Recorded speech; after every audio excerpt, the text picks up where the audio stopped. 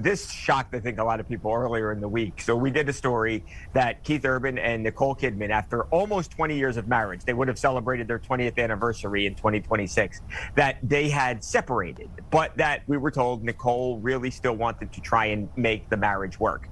Well, not too long after that, we learned that she had kind of given up on that ever happening and had in fact filed for divorce. For nearly 20 years, Nicole Kidman and Keith Urban were treated as Hollywood's most stable celebrity marriage, an Oscar winner, and a country star who survived addiction, distance, and constant tabloid pressure.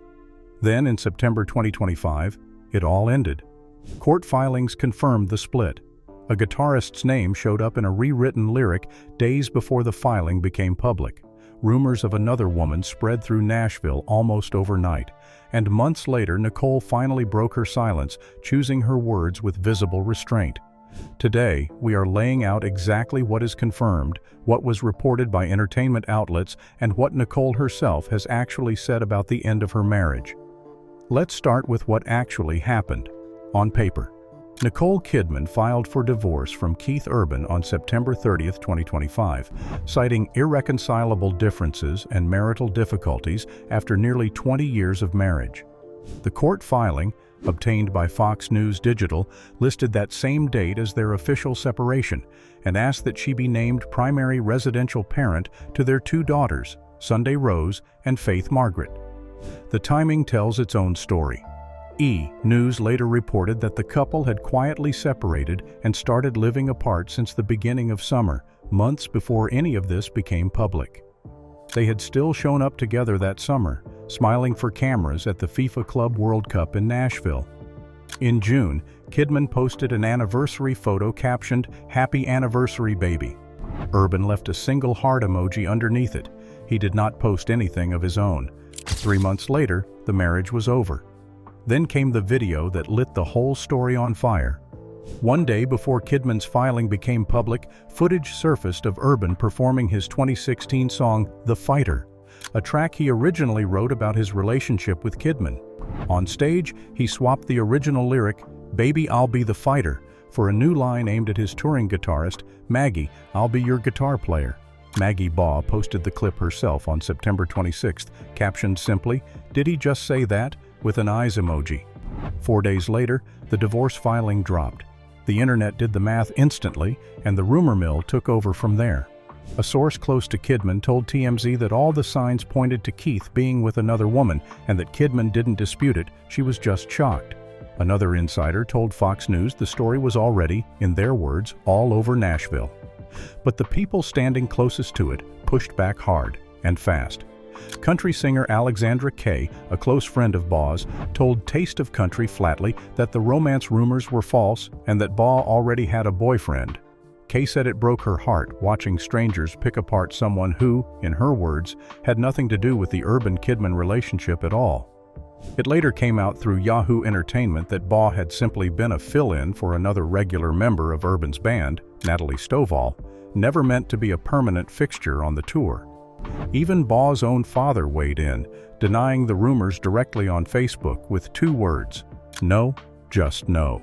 Urban himself never named Baugh, but he did eventually address the noise. At an October 17th show, he told the crowd to stop reading things into his song choices.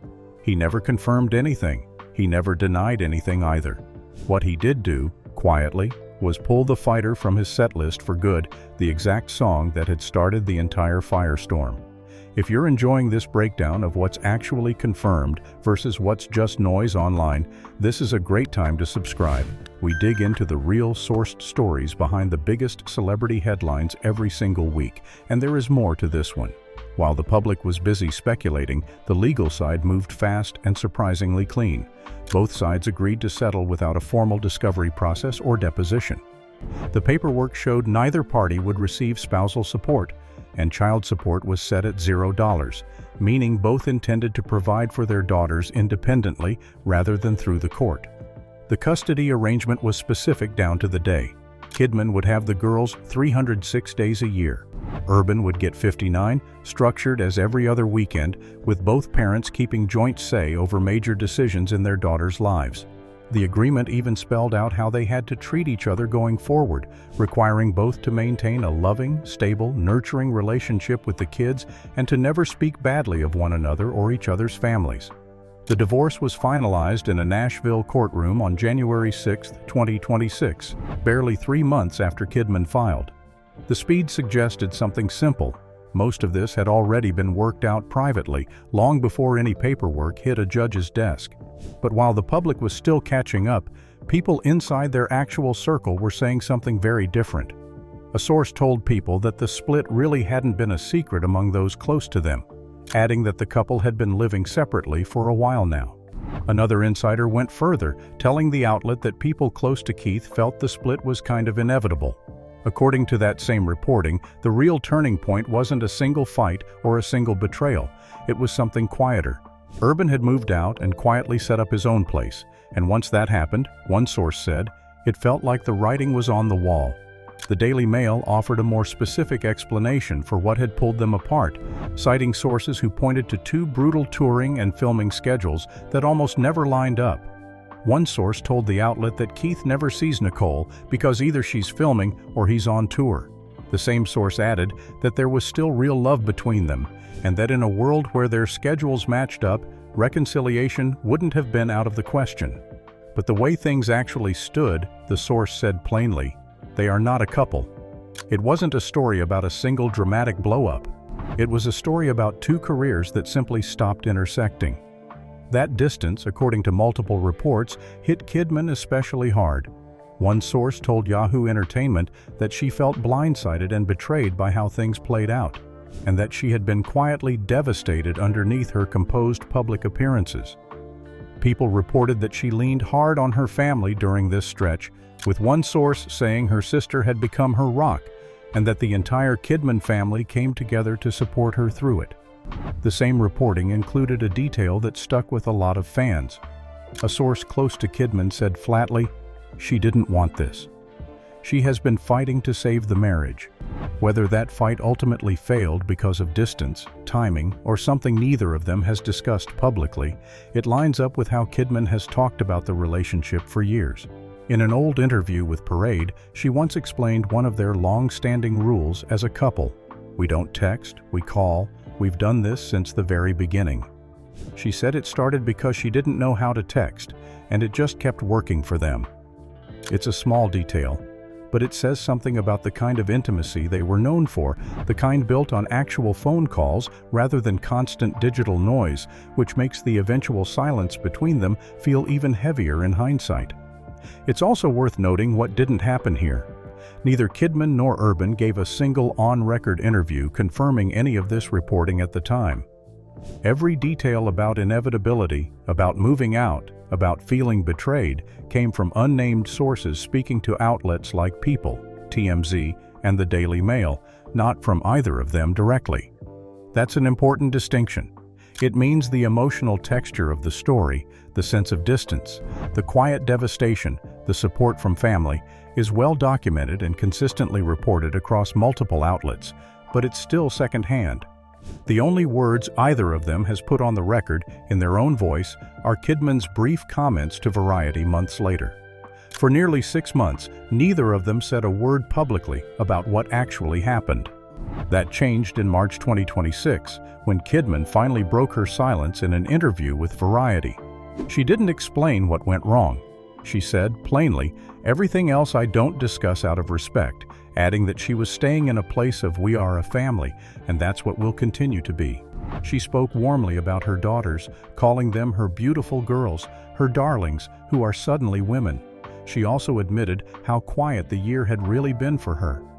"Last year, I was quiet," she said. "I had other things going on. I was in my shell." Her closing line summed up the whole approach. "I'm always going to be moving toward what's good. What I'm grateful for is my family and keeping them as is and moving forward. That's that." That restraint says more than any tell-all interview could have.